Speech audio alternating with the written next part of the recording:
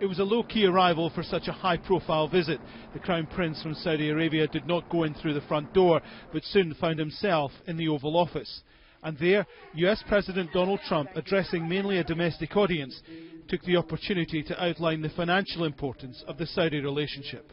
Some of the things that have been approved and are currently under construction and will be delivered to Saudi Arabia very soon. This is Mohammed bin Salman's second visit to the White House in a year, and he was keen to point out this was the continuation of an old alliance. We are the oldest ally, France of America and the Middle East, more than 80 years.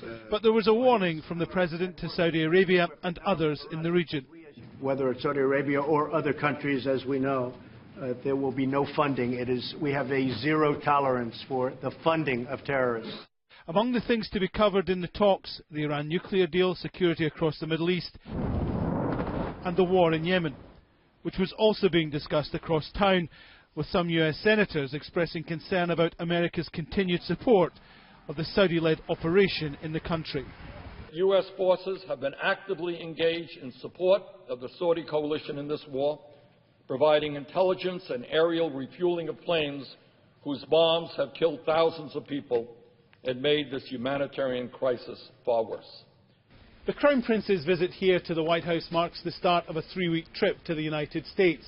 He'll meet business leaders, oil executives, academics, representatives from Silicon Valley's high-tech companies and the movie industry, all aimed at reshaping his kingdom's image here in the United States.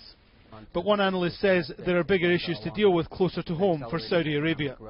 Of course, Saudi Arabia has transformed itself from a status quo power to an activist party in the region, which has put it directly at coalition course with Iran. And this sets the stage for a very dangerous and unpredictable environment. There was no mention of the ongoing Gulf crisis in the Oval Office. A Saudi-led trade embargo against Qatar has now been in place for 10 months. And Donald Trump has moved away from his offer to host talks for everyone at Camp David.